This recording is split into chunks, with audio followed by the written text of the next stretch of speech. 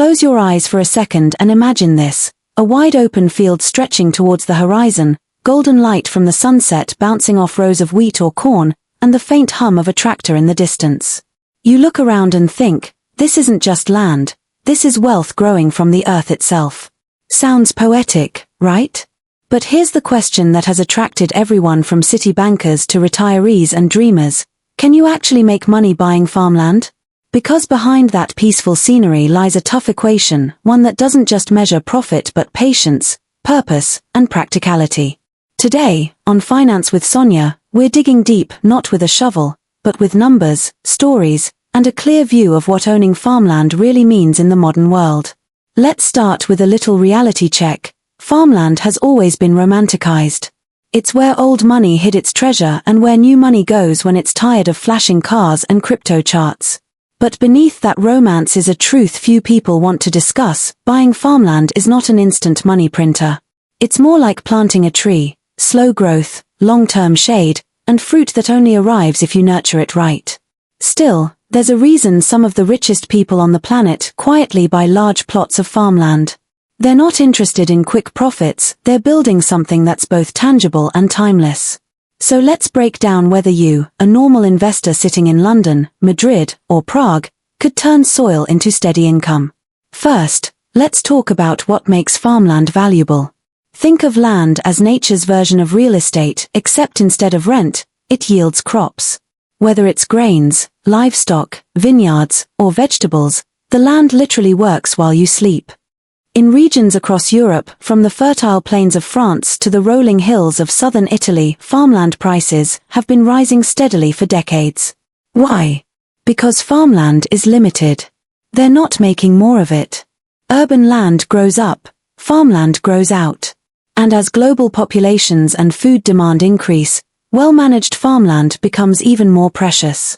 In other words, farmland is like the slowest, quietest stock on earth, but one that rarely crashes completely. Now, before you rush to buy 50 acres in rural Spain and imagine yourself sipping homemade wine under the sunset, let's talk numbers.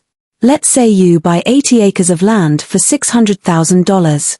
It's beautiful but empty. What happens next? Well, it doesn't start printing money the day you sign the papers. You'll need equipment, tractors, planters, harvesters, or a rental agreement with someone who already has them. A mid-size combine harvester can cost upwards of $400,000. A plow, sprayer, or seed drill adds tens of thousands more. Even used machinery can hit six figures. Then come seeds, fertilizer, fuel, maintenance, storage, permits, and those mysterious seasonal surprises farmers talk about: rain when there shouldn't be, drought when plants crave it, and pests that appear like uninvited dinner guests. So yes, it's expensive. But here's the twist: you don't have to be the farmer. You can be the landlord. The investor. The owner who leases the land to those who know the business better. In most parts of Europe, farmland leases range from $150 to $500 per acre per year, depending on the soil, location, and crops. That means your 80-acre investment could bring in between $12,000 and $40,000 annually, relatively passive income if managed well. Not explosive growth, but remember, this isn't day trading. It's generational wealth. Let me tell you a story that perfectly captures this principle. In the countryside near Cologne, a man named Thomas inherited a neglected piece of farmland from his grandfather. For years, the family treated it as sentimental land, a place to visit on weekends, but not a source of income. Then Thomas, who worked in finance, decided to look at it differently. He realized that his inheritance wasn't just tradition, it was an asset sitting idle. He didn't have to dig with a shovel, he just needed to do some research. He leased the land to a local dairy farmer for a steady rent, applied for European agricultural grants to improve irrigation, and decided to convert part of the property into a solar farm, partnering with an energy company. Within 5 years, the land's value doubled, and his annual income tripled. That's farmland investing in action, a combination of patience, creativity, and knowing that farming in the 21st century isn't only about crops. It's about use. Because farmland, my friends, is the Swiss Army knife of assets. Yes, you can grow food. But you can also host solar panels, wind turbines, organic retreats, or even wedding venues if it fits the zoning laws. The modern farmer doesn't always wear muddy boots, sometimes they wear blazers and carry spreadsheets. This hybrid mindset, mixing old soil with new strategy, is where the real money begins to flow. Let's explore how investors turn farmland into three main streams of income. 1. Lease income. You don't have to farm yourself. Others do the work, you earn regular rent. This is the most common and stable path. 2. Crop shares. Instead of fixed rent, you receive a portion of the crop profits. If the season goes well, your returns can outperform traditional rent, though you do share the risk if nature misbehaves. 3. Land appreciation. This is the quietest wealth builder. Farmland tends to appreciate slowly but steadily over decades. Even modest 3 to 5% annual growth can compound beautifully, especially since it often outpaces inflation. Add in potential government subsidies for green agriculture and sustainability projects, and you've got an asset that practically future-proofs itself. But before you romanticize things too much, here's the reality. Farming isn't easy money.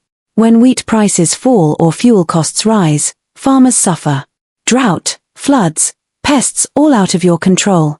And while you can insure against some risks, nature always has the final vote. That's why smart investors don't gamble. They diversify within agriculture. Some own land used for crops, some for grazing, and some rent out to renewable energy projects. It's like having multiple crops for multiple seasons. One drought won't ruin your harvest if the others grow strong. Now let's address the most common myth. Farmland is only for the rich. False, but understandably intimidating. Land can indeed be expensive, but there are creative ways to start smaller.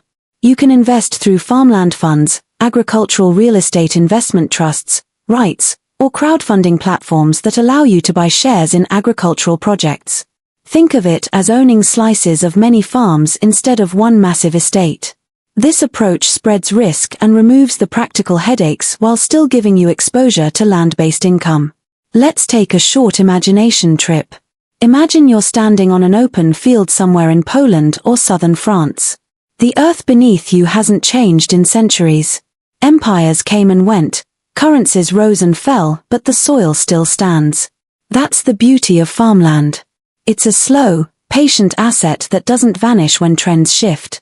Technology, money, politics all fluctuate, yet people will always need food. That demand creates a safety net that few investments can touch. Now, let's sprinkle in a little humor, because we all need balance in finance. You know you're dealing with serious long-term investors when a conversation about profits includes sentences like, "The next harvest decade looks promising."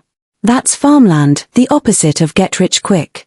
It's get steadily richer, quietly, while everyone else panics about the next tech bubble. It's the tortoise to every hare that sprinted and collapsed along the way. But here's something more emotional, the deep satisfaction behind farmland investing. Many people find themselves burned out by abstract digital assets. Stocks exist on screens. Crypto exists in code. Farmland exists under the soles of your feet. Owning land reconnects you to something primal, creation, food, sustainability. It's wealth you can walk on. One investor from southern England put it beautifully, "When I bought my first piece of farmland, it felt like time slowed down. It wasn't about flipping assets anymore. It was about building something that could outlive me." And that's not just sentimental. It's strategic.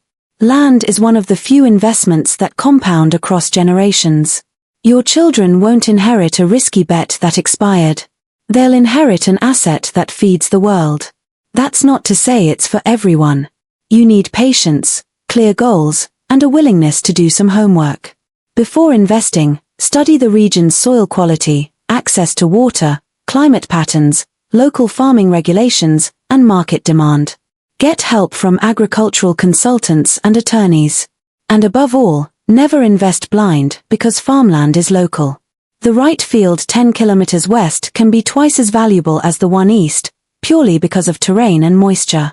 But if you do your research, plan wisely, and think long-term, farmland can deliver financial security in a world that feels increasingly temporary.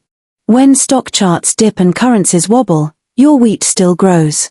When headlines scream panic, your land whispers patience. Now, let's talk emotional dividends for a moment, the ROI of the soul. People who own and manage farmland often describe a sense of pride that no corporate paycheck ever gave them. It's the pride of producing. Of knowing your wealth isn't just sitting, it's growing, literally, one seed at a time.